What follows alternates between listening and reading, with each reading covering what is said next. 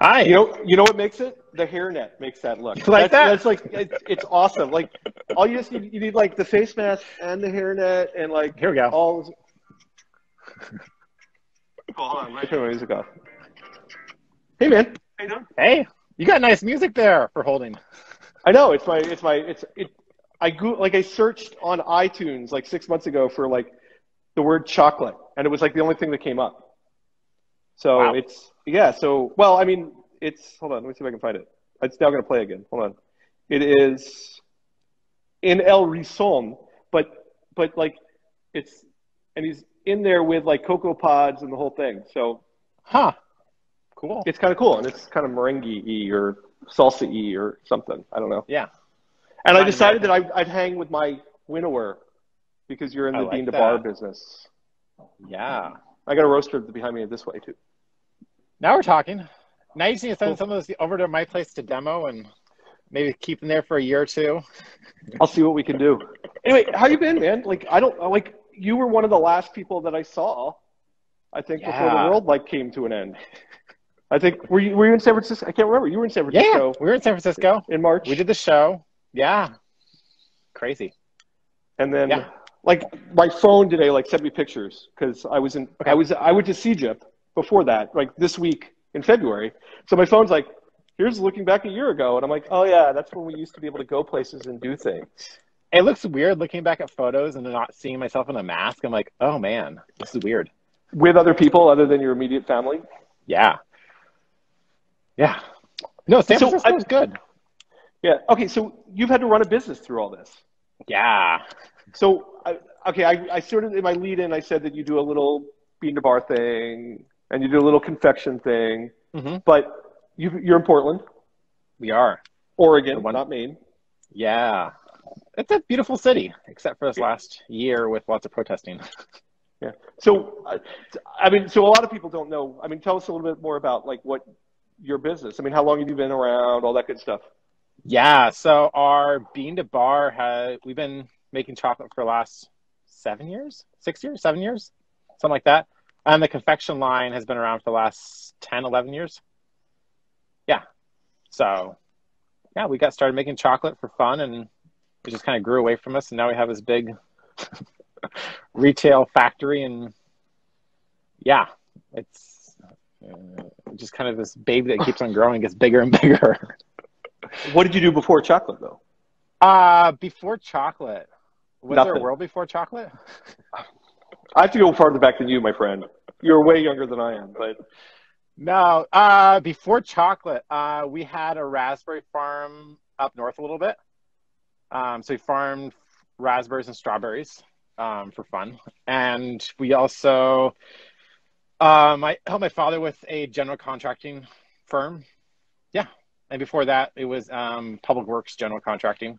Yeah. A little bit of construction, a little bit of farming. Love food. have you Yeah. always loved food, though? I have always loved food.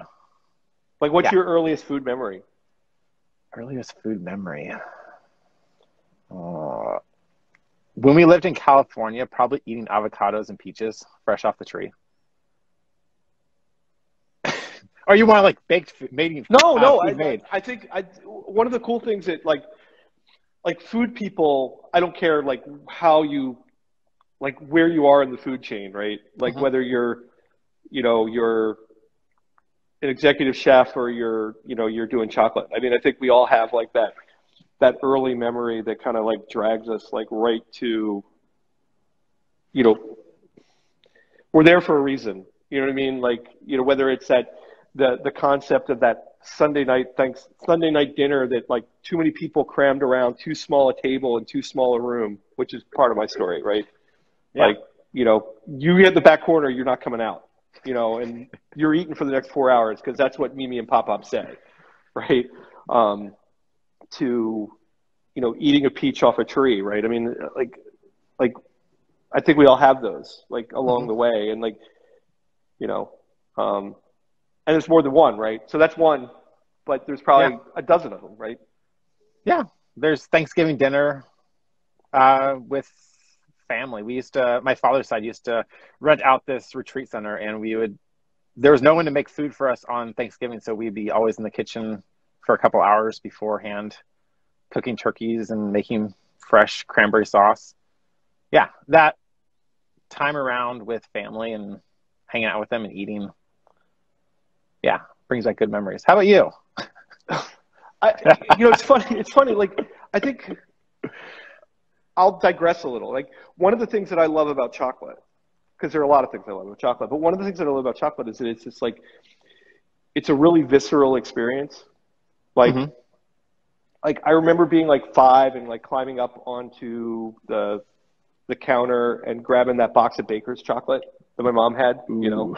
and not Yes. like having no concept as to why that didn't taste like the Hershey bar that like I'd eaten the day before, because it's the same color. It says chocolate. It should be the same, and then like, like desserts have always been a place for me.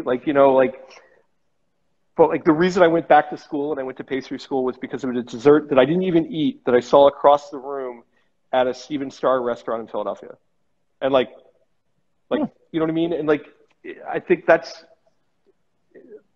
it's this, it has a certain je ne sais quoi. I mean, like chocolate has this thing, this draw that for chocolate people, it's their, I'm from Philadelphia. It's their John, I mean, so was chocolate for you? I mean, where did that happen? Like, how did, like, hey, I'm going to open a confection business. I don't think it was as strong on the product side as it was on the love for equipment and solving problems. I still, don't get me wrong, I love chocolate and it's always a strong thing, but I think it's more on the equipment side, being able to solve problems and making equipment and buying equipment and figuring things out. Is that both for the confection business too, or do you think about that for like the bean to bar side? More for the bean to bar side, but still heavily in the confection side. Yeah. So what gets me excited is taking on an Excel spreadsheet and breaking down the complete recipe and watching percentages and cost analysis and water activity tests and changing recipes around and making something that tastes good, but also that's reliable and consistent. Yeah, I think what's funny, what's funny about that is that like I'll tell a story. What the hell? It's my show. I'll tell a story. There you go. So I have some rules I follow when I'm formulating a recipe that like I can experientially know that things are going to work, right? Mm-hmm. And one of them is about fat percentage, right? And so I kind of like do that in the back of my head, right? Because if you look at the sheet enough, you kind of start to figure it out, right? And right. I'm doing this recipe on a piece of parchment paper for something, and I can't remember why. And my old assistant looks at me and goes, "How do you know that's going to work?" And I'm like, "It's going to work." And he goes, "But how do you know it's going to work?" And I looked at him and I'm like, "Because it's got the right fat percentage." And he's like, "How do you know it's got the right fat percentage?" And I'm just like, "Okay, you want to play this? All right, let's go." And so I walk over to my desk, I grab my laptop, I pop my laptop open, and I start to put in, the ingredients and the fat percentage, this fat, solid, and water. Like, that's all I really cared about in this case, right? And so I'm putting all this stuff in and the bottom, and it comes out within like 0.2% of the number that I said it would. And he kind of looked at me, and I looked at him, and he just kind of like walked away. I'm like, that was probably the right thing to do. But you're right. Like, the cool thing about chocolate too is there's all this like science, right? That I guess either we get it, right? And I think you get it. Mm-hmm. Like, we've talked about science, about this I stuff. hope I do. Or you can learn it, and then it's repeatable because then you just have to do a lot of experimenting, right? Right. It makes recipe formulation so much easier when you know what you want in there and you do it properly rather than just kind of eyeballing it. And yeah. Well, it means you're not going to kill anybody, hopefully. Hopefully not. Wow. The other story. So when I first got to Tomrick, we're going to a trade show, and the trade show's in, I don't know, September, right? Okay. And I did this recipe for Halloween, like at the beginning of August, so that everybody could have it, right? So the Mm-hmm. pieces are hanging around and like they're pretty. So I'll bring them to the trade show and I put them in the case and I'm like, I'm not going to eat them. I don't really care. So somebody goes, "Can I have one of those?" And I'm like, no. And they're like, "Oh, you don't want me to have it, blah, blah, blah." And I'm like, "I don't think you should have it." And they're like, "No, no, no, I want it." And I'm like, "Okay, so I'm going to pull one out, but I'm going to cut one in half before I give it to them because I'm worried about it." I cut the thing in half and it like full on blue, right? Because it was like a pumpkin pie recipe that the shelf life was like, I don't know, a minute and a half, Yeah. and it was 6 weeks later. But that was my one closest to like hurting somebody. Yeah, I haven't done that yet. That sounds like fun though. Yeah. So, but the bean to bar stuff, I mean, there's formula, Mm-hmm. right? Very much And so. there's machinery. Mm-hmm. Yeah. It's And I don't there's know. questions of capacity. Yeah, I Right? guess so. Sure. Well, you Kind said of. something to me the other day that you guys have way too much capacity right now. Like, how much chocolate could you really make? What do you think? On which side, the confection side or the bean to bar side? Bean to bar. How much? Like, what do you think you could make?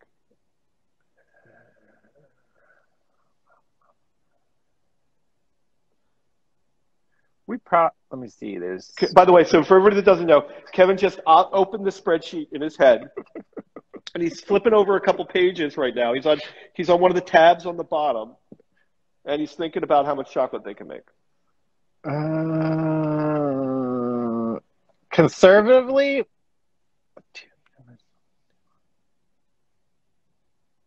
we'll probably do about 300 pounds a day, 5 days a week. So half a ton. Let's call it, half a ton a week. Yeah. So a little more. So Yeah. So 3 tons every 2 weeks. Yeah, pretty much. No. Yeah. Did I do that right? 15, Is that right? 30, yeah. Sounds nice. 500 times 300 times 5 is 1,500. So 3,000, a ton and a half a week, a ton and a half every 2 weeks. So 1.5 times 26, 40 tons a year. Yeah, conservatively. That's There's some bottlenecks in there that can be taken out, but yeah. How are you sourcing beans right now? How am I sourcing beans? So when we got started making chocolate, we wanted to work directly with a farmer. So we actually took a trip down to Ecuador and developed relationships with. We spent like a week and a half, 2 weeks down there, visiting a bunch of different places. I took 6 empty suitcases. I filled them up with about 50 pounds of beans a piece. I brought them all back. So we have one farmer we work with down there, Hacienda de Man, and yeah, they sell us as much beans as we want without a problem. So everything's Ecuadorian right now yes, everything's Ecuadorian in the Creole on the bean to bar side. Yeah. Will you ever add another origin? I don't know.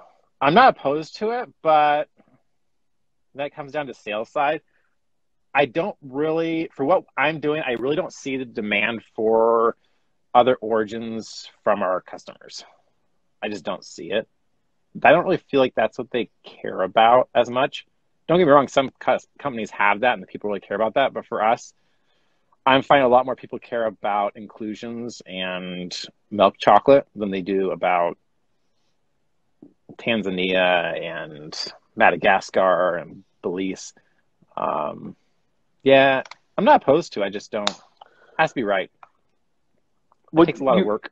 Okay, but you guys make milk and dark, right? Yes. Do you press? And white. You do, but do you press yourself too? That's an interesting question. Yes and no. If I ask a question that you don't want to answer, you just got to give me that look like. No, you're that's good. proprietary, Brian. I'm not going to answer that question. We do have a press, and we have pressed. I find it's a bunch of work, and the correct answer is after pressing in the United States, we wanted to have more value add in country, so we had our farmer source pressing in country. You're using single origin, non-deodorized, presumably. Correct. Same origin or same farm that we get the beans from. We're having the cocoa butter from. So it's a custom run down there, and I'm bringing back cocoa powder as well. Oh, cool. So somebody just asked a question. You are making then single origin. Everything's ultimately single origin. Yes, everything's single estate except for one bar that we do. We do one which is called the Washu Project. Currently, it's just a 73% bar, but it's our farmer Samuel was mentoring 13 families in the northwest region of Ecuador, the Chocolate rainforest. Traditionally, what they've been doing is logging and running cattle, which isn't too sustainable.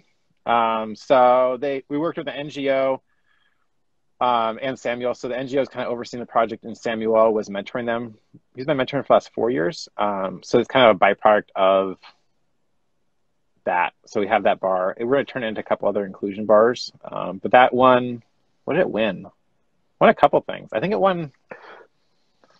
I don't know. It won something. I think it won the Good Food Awards this year. We won some awards. You know, we got the big check, the big oversized check. We deposited in the big ATM. I wish, if only. I send them checks. They don't send me any checks. It's hard keeping track of awards. And then I think it won a gold at the Academy of Chocolate in London, I think, or maybe a silver. Yeah, I don't remember. One of those things. Something like that. Yeah. Yeah. Yeah. Awards is something we can talk about for hours. But confection came first, right? So confection was first. Yeah. Well, yeah. Yeah. Confections was first. Confections, yeah. The confections we're still using Valrhona. We haven't switched over to bean to bar. I don't know that we are going to. Still discussion. I don't know. I will tell you that Kevin, full disclosure, Kevin sent me a box of caramels for Christmas. Because he's like, how was it? I may or may not have eaten all of them, even though I took them home. Right. I mean, I got the black sea salt, and then pecans. Yep, turtle, pecan and caramel. Yeah, and so I'm the only person who likes pecans in my house, so like those were definitely mine. There you go. You know, but the sea salt were great too. Hey, so that's another great question. So somebody's asking about year to year and harvest to harvest, and you know, how are you adjusting roasting profiles, or do you find you need to adjust roasting profiles significantly when you do that? Not really. We do retest the roasting profile, but we don't have it change that much, honestly. It's pretty consistent. Because we're buying from the same farmer, and he's not changing a lot of stuff from year to year. It's pretty consistent. So there's a little bit of variance, but not much versus different farms. If I was buying from a broker, they'd be buying from different farms and wouldn't be as consistent. Right. You know, it's interesting. We did some work at one point in my previous life with early on in the sort of like the single origin world, right? And and my concern about it, because I was working for a big chocolate company at the time, was like things are going to change, right? Like terroir changes. Like, so what are we going to do? And this one company started like putting years on it, like wine, right? And their opinion was like, it is what it is. Like, it is going to change, and wine's going to change from year to year. And maybe if you really like this year, you should buy all of it. You know, and it was sort of like an interesting argument because everybody's like, no, it's going to say Tanzania on the package, and that means it's the same. But you just used the word single estate, right? Yeah. Not all Ecuadorian beans are created the same. No, there's some that taste terrible. Well, they taste better, and I don't know what they taste good in, actually. Never mind. They don't taste good at all. Yeah, like my very first Ecuadorian experience was the beans were really smoky. And it was because of how they were drying beans. Right? It was just straight that. Hey, so I'm going to interrupt our conversation for 1 second because I've seen a couple people that have hopped on here that I've invited to do this chat. And one of them is Oscar Ortega, who's on right now. And Oscar, you got to email me back and we got to book a date. And then the other one was somebody in LA who knows who he is. And I sent him an email this morning that told me that he waited so long to pick a date that I already booked somebody for that date. So I need a date back. So that's me. So look, Oscar gave me the thumbs up. So Kevin knows. I booked Kevin what? We booked this 2 months ago. Yeah, 2 months ago. Like right after Christmas, like right around Christmas. You were trying to get me for like the first part of January. I said, no way. Yeah. I actually just, like, I was looking at the calendar and I had to cross a date out because it's the Friday before Easter. I'm just like, Yeah, We will. I got to call that person back. We will not do Friday before Easter. But I took the Friday before Valentine's Day off too. yeah. It's it's insane how busy stuff gets. I thought it'd slow down after the pandemic started, but it hasn't. Well, okay, so that's where we started this conversation, and now we've talked for 20 minutes about something else. But how? How we adjusted and changed. Portland's has its own challenges in the last year, We're a very right? special city. But we're all. Somebody said to me recently, we're not all in the same boat. We're all in the same storm. Hmm. How Yeah. like what before COVID? How much of your business was mail order, internet delivered? How much should it have been, or how much was it? How much was it? How much was it? I would say maybe. He's Let's open. throw By out the way, 10. everybody, he's opened another spreadsheet in his head, and he's looking at the We'll numbers. just say 10. We'll just say 10%. What is it now? It's probably it fluctuates throughout the year, but it's been up to 80%. Right now, it's maybe it's at 60% probably right now. What did you have to do to make that happen in the last year? Oh, yeah. So a little bit about our business model. We decided that the people who had money that wanted to spend money on chocolate were tourists and not locals. So we really catered to the tourists and had factory tours booked. We did factory tours every day of the week.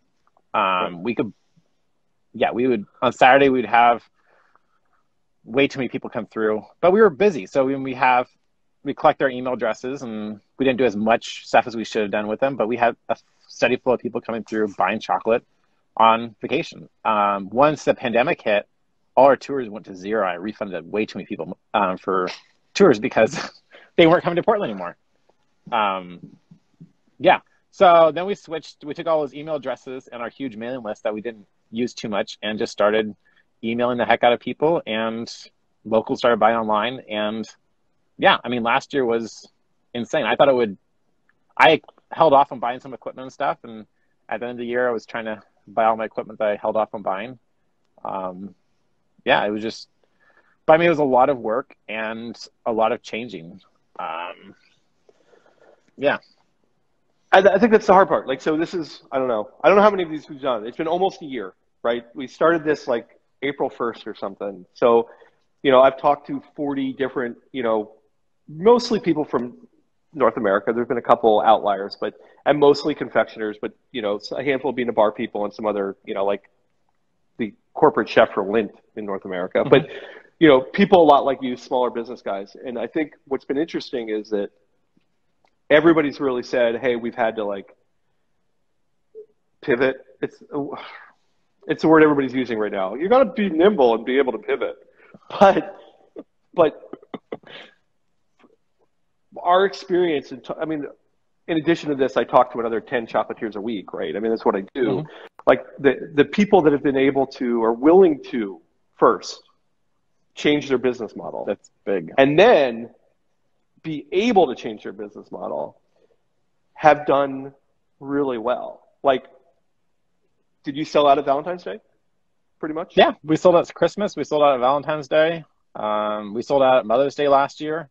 Right. And that was what people have been telling me. Like, so people built up Christmas because Christmas is going to be big, and they stole everything they made everything that was in the freezer for Valentine's Day, they took. Mm-hmm. Right. And then it was like, we got to make Valentine's Day. And so I saw pictures of shops on like the Friday before Valentine's Day that were empty. Like people on Instagram, like, this is what we have. Nothing. Right. Yeah. It's a good problem, right? It's a really good problem. It just means we didn't make enough. Yeah. Or, I mean, but have you had problems getting boxes and all that stuff? Oh, no. okay. We have local suppliers. Because other people have said that. No problems. I guess. I just give people a lot of chocolate, and they get my stuff on time. Yeah, I mean, I guess the conversation now is whether or not people are going to have enough chocolate for Easter. Like, because the big guys are having problems making chocolate. They're making enough chocolate and having it be in the right place at the right time, especially in the U.S., right? If it's coming from Europe in particular. I don't know if you've seen that recently. I haven't paid attention enough. I've been kind of hidden away in my hole and working. Got it. Cool. Yeah. Who's somebody in the industry that you think is doing a great job? Either confection or chocolate, bean to bar. I don't care. Either one. We can start with bean to bar. I really like what Dave Castellano or Soma does. I like Brian Graham. And that was a good pick because I think he's here. Oh, he's here. Oh, I good. think I saw fruition like pop through. So it's either him or Thalia, but somebody was here. Yeah, those are the. But you know what's interesting? There's somebody that is using their own chocolate to make their confection too, right? Like they've taken they're all in on that, right? Yeah, I'm not opposed to it. Just it's a matter of how much reward or how much work is it, and is the customer gonna appreciate it that it's your own chocolate? And I mean, bean to bar.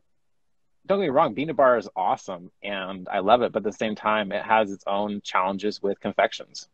And I'm not quite ready to make that change over to do that.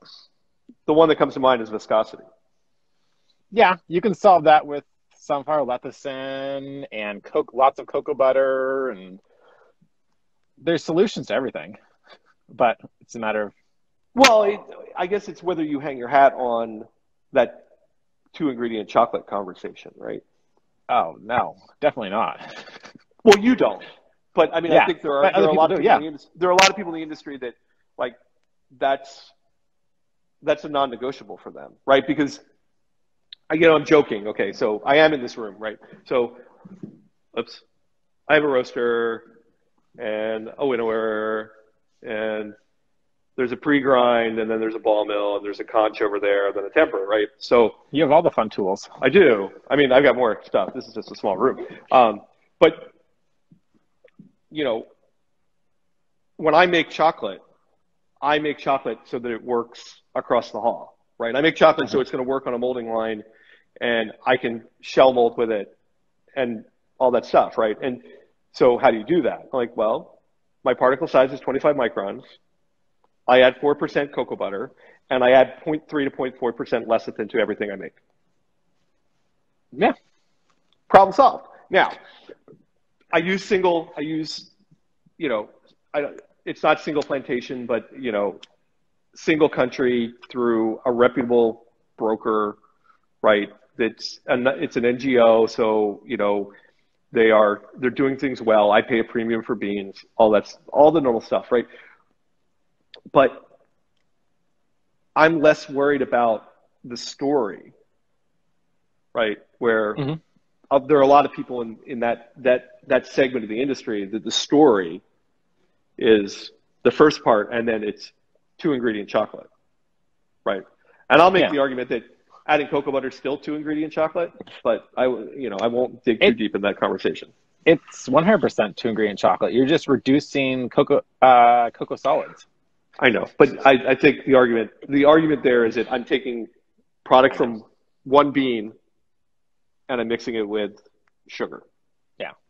That's it. I know the argument. I've debated with people. At the end of the day, for me, it's what I'm not making chocolate for myself. I'm making chocolate for my consumer who's buying it. And are they going to enjoy it or not? And if they're not going to enjoy it, they're not going to buy it, and I'm out of business. So it's making chocolate for my consumer. And yeah, I mean, I think that's the hard part about this conversation, right? I mean, I think you mentioned some people that I think are making really super great tasting chocolate. I think you guys make some really good chocolate too, right? But there's some products out there that are not as great. Is that a fair way? I mean, yeah. Is that a fair way to put it? I mean, there's some products. Not as great. They help highlight the products that are better. Interestingly put. Right, but ultimately the consumer is going to make those choices, right? Right. 100%. And there's a lot of room between. I was going to pick a cheap chocolate brand, but I mean, there's a lot of room between like commercially available chocolate, and artisan bean to bar chocolate. There's a lot of places to land in there, both quality and dollar wise and ethically sourced and all those other things that come with it, right? I mean, because that's part of the story, whether we like it or not. Yeah. So I think there's okay, lots so of room. Go ahead. oh, go ahead. I cut you off. I was just gonna say there's lots of room in the market, and there's lots of consumers. And if someone's making less inferior chocolate, that's totally fine. And they're bringing lots of people into the market to enjoy craft chocolate and higher end chocolate, and eventually they'll find me. Yeah. And as things go, I think it's just like the Starbucks bringing lots of people into the coffee world and getting people interested in specialty coffee, and they move on to other smaller coffee people. But Starbucks did get a lot of people interested in coffee, and then they moved on. Yeah. Yeah. Speaking of that, I was at like one of my last trips. I went to Chicago, and I'm now like reminiscing about all the places that I used to go. We went to the big new 4-story Starbucks. Yeah. I was in the one in Seattle too, and the guy I'm with bought like a $14 cup of coffee.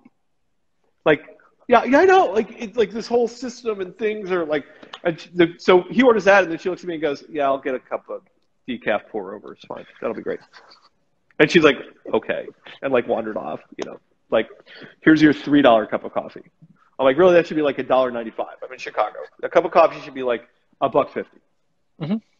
But anyway, but yeah, he got like, it was more than that. It was like 24. I don't know. It was like $24. There were like suctions and siphons and like bubbles and like induction burners and. You weren't buying coffee. You were buying an experience. It was a $1 cup of coffee and a $14 experience.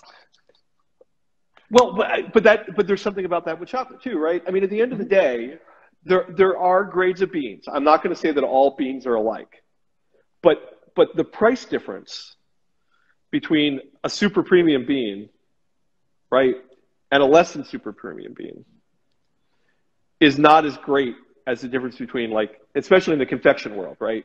Mm-hmm. A grocery store box of chocolate has almost the same ingredients. Yeah. It's more sugar, okay, as a non-grocery store in a lot of ways, right? And I'm now insulting people, I'm sure, but what else is new? They'll forgive you. But that box of that Whitman sampler at the checkout aisle is $12 a pound, and that super premium chocolatier in New York City is $120 a pound. There's not $92 worth of ingredient difference, right?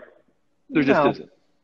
The chocolate's not 92. I mean, look, the most expensive chocolate out there commercially available is what? $15 to $20 a pound, right? Probably, yeah. The least expensive chocolate out there is $1.50 a pound, right? Yeah. I will admit that mint oil, artificial mint oil, is a lot cheaper than using fresh mint, and scraping a vanilla bean costs a lot more than fake vanilla flavor. Like, don't get me wrong. I'm just saying that in the big picture, there's that slope is not. No, what you're paying for is a smaller production batch and more care, and it's what you're paying for, and better ingredients. But mainly, it's the smaller production batches, and it costs more at smaller scale. Right. So, confection. Who's somebody that you like other than Whitman? Other than the Whitman sampler on the register checkout? Something that's really good is the Test Kitchen at Tamarack. No, confectioners. I like Christopher Elbow. I really enjoy Chris Harvey. Who else? We joked, by the way, when we started this, those were two of our first guests, and I was only going to talk to Chris's, because there are enough Chris's in the confection industry that I can,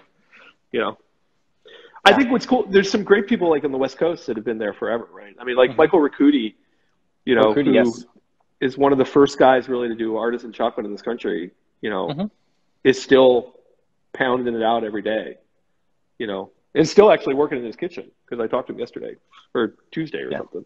That's impressive. You know, I don't think he's there every day. He's there a lot more these days than he was, you know, a year ago. But Yeah. like we all are. Man, Forte up and above Seattle is really good too. Yeah. Yeah. Though you travel a lot. I mean, normally, like you're out Normally. looking at kind of like what's going on in the world, and A little bit. Quite a bit. Yeah. Are you guys going to try to do Northwest Chocolate Festival in I don't November? know. Is it happening in November?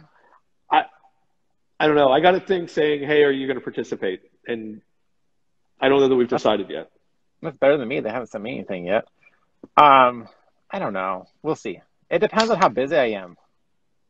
It's a hard time, that time of year, right there before Christmas and gearing up.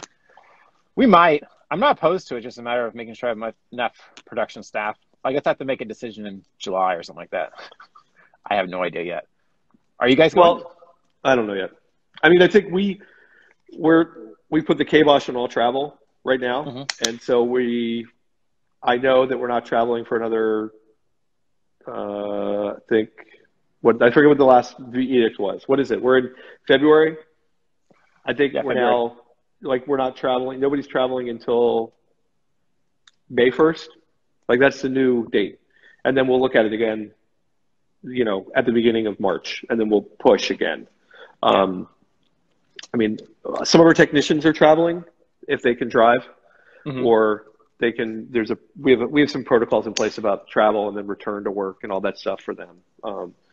But I haven't been to a customer's. I haven't been anywhere since Fine Chocolate in March. That was the last time that I was anywhere. Yeah, same here. I haven't been anywhere except in town and mainly at the shop, and just been hunkering down. And I come here, I go home, and I think, where have I been? I've been in the pet food store once because there was a screw up about the putting in my trunk order. Like they were like, it's not here. I'm just like, so I had to go in. What else have I done? I play squash with my daughter. We go in, we get changed on the squash court, and then we leave. Yeah, that's about it. That's where I've been. Yeah. All those simple things like going to the gym actually would sound like fun now. Yeah. Anything getting out of the house. I actually kind of miss Target. Yeah. But anyway, so how about this question? Not artisan, not you swing into the grocery store, you realize that you've got a hankering for like a candy bar and you're in the checkout aisle. What do you grab? There's a couple I really like. The Almond Joys. I love coconut and almonds. I really think the Almond Joy would be better if it was in dark. Oh, we make it in dark. I mean, vice versa. Sorry, I meant the other way around. Because milk versus dark. Mounds is in milk, and Almond Joy's in dark. And I would really like it the opposite. Gotcha. Yeah.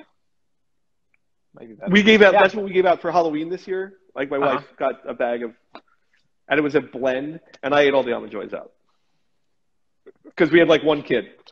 Yeah, so like I proceeded to spend the next 6 weeks eating just the Almond Joys. And then I ate the Mounds. Kit Kats are really good. I love the wafer cookie in there. Yeah. Which is, here's the question. My wife gives me crap about this. Okay, so a chocolate-covered Oreo is a chocolate-covered cookie. It is not a candy bar. But if you take a wafer cookie and you wrap it in chocolate, it becomes a candy bar. What's the question? Sounds right. Why is that a candy? Why is a Kit Kat bar a candy bar, but it's not just a chocolate-covered cookie? Oh. I have no idea. I don't know. It's an ongoing debate in our house. We need to get out. I think we need to go to the beach or something. Clearly. But you don't have any beach. You're in Buffalo. You're landlocked up there, aren't you? Where's the we have a lake? Beach? We have a lake. No, we go to the beach. We go to the ocean. It's a little bit of a drive. But and I grew up in Philadelphia, so I grew up I grew up going down the shore, New Jersey, Mm. all Billy Joel style, weekends at the Jersey Shore. So, but it's down the shore, by the way, if you're wondering. Okay. You probably Sure. weren't. Did you? But okay, so you grew up in California? You didn't grow up in Portland. Yes and no. I grew up in California until I was 7, and then we moved to the Portland metropolitan area. And then been here ever since. So I guess more grown up, 50-50. So Portland's home. It is home, yeah. I like Portland. It's I like beautiful. Portland a lot. Not much snow except for this last week. How did you get a lot of snow? Yeah, we got, what do we have? I never looked at it. Me guesstimating, probably like we had 4 or 5 inches maybe with some freezing rain. Right there. We got it Thursday night, so perfect time for Friday and Saturday for Valentine's Day. Yeah. We got like 8 inches on Tuesday. That was called Tuesday. It was snowing yesterday. I don't know. It was snowing this morning. I don't even know. Which was that? I don't know. It's winter in Buffalo. It's kind of like, it's what it's supposed to do. Yeah, no. I don't like snow that much. Once in a year, once every other year is perfect. Got it. All right. So Yeah. we were talking about capacity earlier, and you and I talked on the phone yesterday, and you were going to tell the story about your growth plan. You talked about equipment, but also you did something else before the end of the year last year. Oh, yeah. We bought out a small confectioner here in Portland. I looked at buying out I think we looked at 5 different companies, retailers and production last year. And we was looking at growth. I mean, like, some people are having a hard time, so we're blessed, so why not help some people out? The problem is, buyouts are hard. You always look at companies like, oh, buyout, they bought out somebody. It's a lot of work and a lot of paperwork that no one actually thinks about. Did you keep the people around in the company that you bought? He was wanting to retire, so we took over. It increased. My confection side was pretty small. He had been around quite a bit longer, so it's increased the confection capacity quite a bit. So I'm actually over there today, right now, and as soon as we're done, I'm going to go and robe a bunch of ganache. Yeah. Are you going to consolidate everything, or are you going to leave them as sort of freestanding businesses for now? Freestanding businesses for right now. Ideally, I'd love to consolidate into one building, but right now we're in 2 sides of town.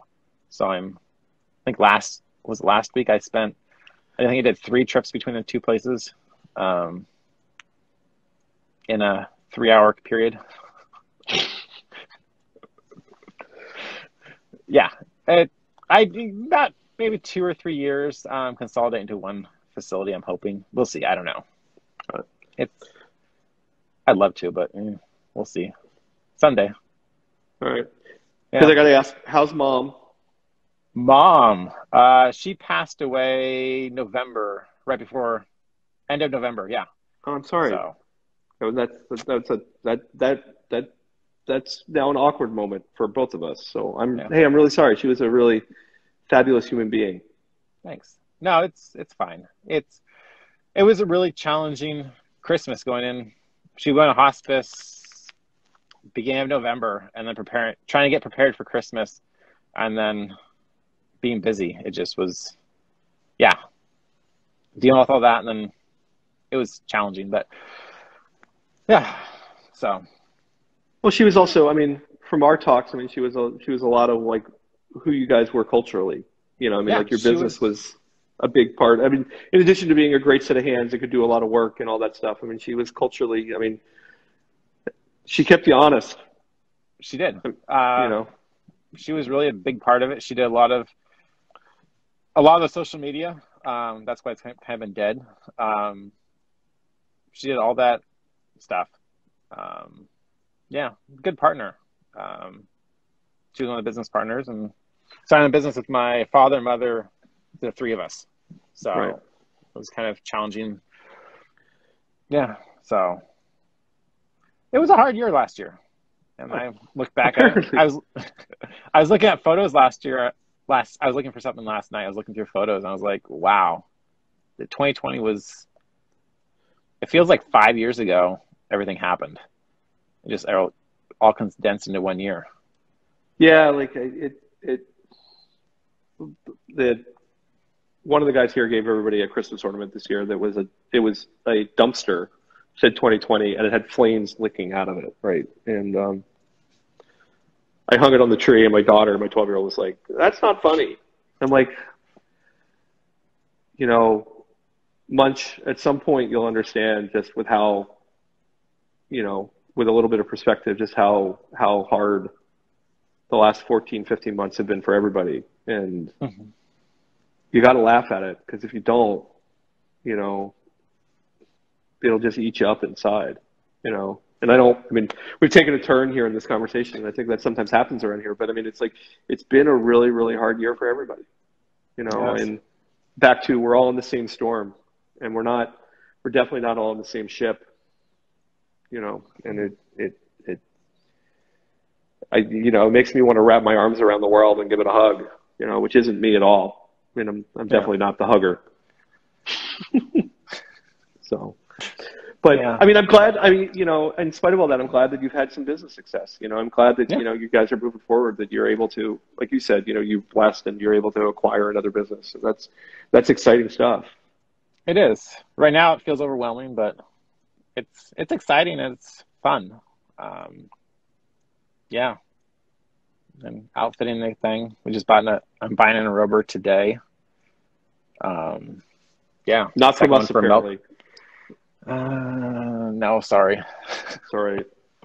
Whatever. We'll get you in Selmy. We'll get you outfitted with Selmy at some point.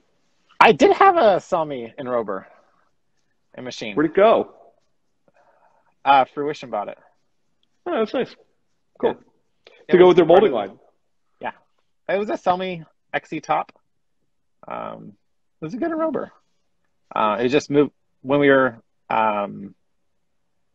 looking at buying this out. They had an LCM here, and I kind of wanted to.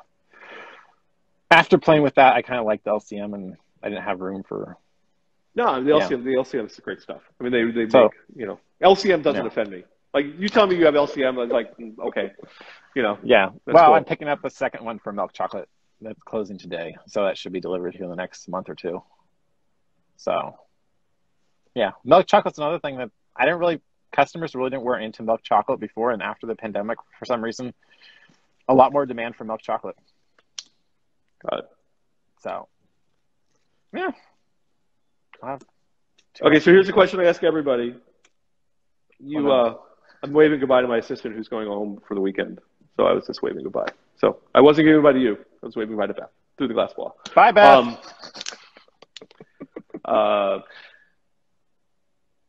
So we talked a little bit about recipes, and what's the recipe you've created that you were sure was going to be the winner, and everybody looked at you like, this is awful? There's a couple. The one that sticks out in my mind, I thought that smoked chocolate would be good. So I smoked it on the trigger overnight, and it was terrible. It was really smoky then. It wasn't like you smoked it for an hour. You smoked it for like 8 hours. Mm-hmm. Yeah. I could have told you that. You should have called me. I would have saved you all that time. That was one of them. Another one. I don't know. The rest of them are just kind of things that just don't sell very well, but that just aren't appealing to the customers much. They're not bad. They're just not. Yeah. What else do we do? I feel like we did something else. I tried making a whiskey and espresso caramel. Didn't sell that well. I denatured protein in the caramel a couple times until I figured out what I was doing. Here's one that I did. I made Red Bull caramel. Ooh, now we're talking. Right, it was tasty, but so I'm like tasting it to see what I think, and like I didn't sleep for like a week, right? Just like because like basically all I did was I took Red Bull and I like reduced it. So all that was left was like taurine, and yeah, it was. I wonder why I had to have heart surgery like 2 years ago, because anyway, it was stuff. I had too much coffee. So yeah, way too. Yeah. All right. So what's the one piece of dream equipment you want right now that you just can't justify? I have everything I want. And future growth that I can't justify right now, I'd really like a one shot. I just can't justify it with volume and space. All right. Will you at least talk to me about that one before you like go out and like Sure. get the Osted one shot? You know, I have to come back there and I know check you it gotta out. come back. I think It's it'd be fun. fun. They're very After popular at that- the moment. We sell a lot of one shots right now. One shot. I feel like everything else I have gotten I wanted. Yeah, I have a. I do need to upgrade my panners. Yeah, I do need to do that. That's what I do want, but I can't justify it right now. I did pick up a sugar panner for doing hot panning. They're fun. I haven't played with it yet. It's still stuck in Belgium. It hasn't shipped yet. Maybe it has shipped. Apparently, nothing's coming out of Europe on time right now, from what I heard. Like the containers are a mess. Everybody's like, there's a worldwide container shortage. Like, where are they? Like they're just not where they need to be. Like, there's physically not the cans in the right places. So I don't know whether they're sitting in port in the U.S. Speaking of which, apparently the port of Seattle is a mess too. Like, there's ships lined up as far as the eye can see that nothing's getting unloaded. It's because everyone has to social distance when they're bringing the trucks in and unloading. I don't know. All right. No idea. Right. Yeah. After that, that's pretty much all I have. Yeah. I don't know. Yeah. Right.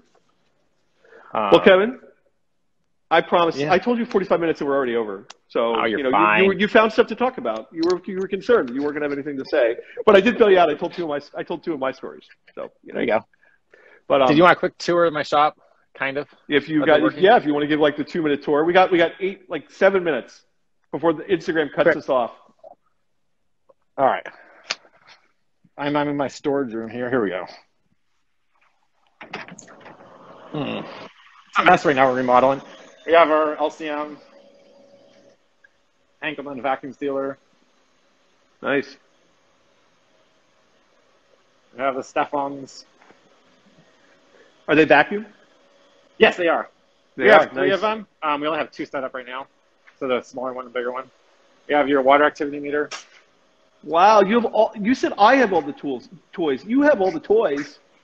Yeah. Then we have, I don't know, chocolate. Yeah. The Matisse. So, yeah, I like that guy. We have two of the easy tempers, and we have the magic temper. They all work good. Yeah, I'm a believer. I mean, Carrie's a friend now too, but like I was kind of like poo-pooed it for a while, and now like we have two of them as well, and I temper everything now. I temper all my butter. I temper all my fillings. I temper everything. It's so much easier to make it work, and yeah, you can do smaller batches without worrying about your temper. Yep. So cool. Yeah. All right, man. It was good to talk to you. I will see you at some point. Okay. When I'm ready for one shot and come back there and panners. Panners, yes. I do need to get a bigger panner. I can do demos online too. So you let me know. We'll do a whole. But that isn't as fun. I know. You should come. You should come in summer though. Don't come in winter because you don't like snow. Yeah. All right, my friend. It was great catching up with you. I'll talk to you soon. Okay. Thanks. All right. Bye. Bye.